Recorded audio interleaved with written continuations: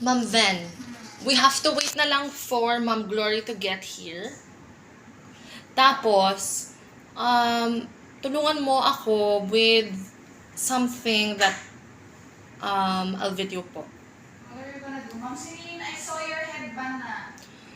Saan mo nakita? Under, I mean,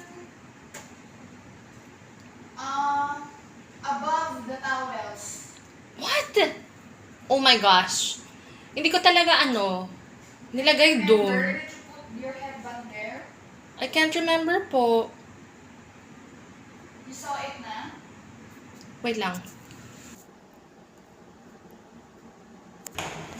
Ma'am Glory, good morning.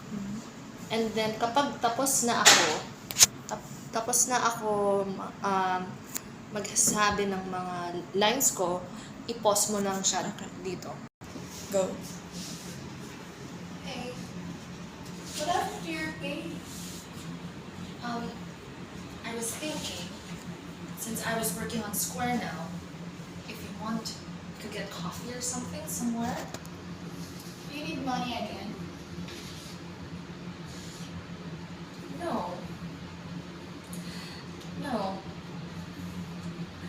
Why do you always gotta do this?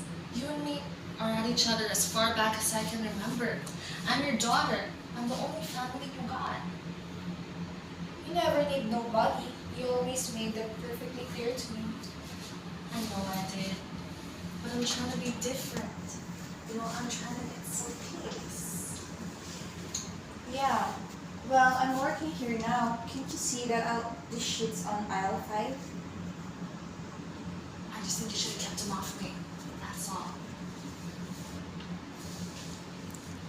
What the hell are you talking about?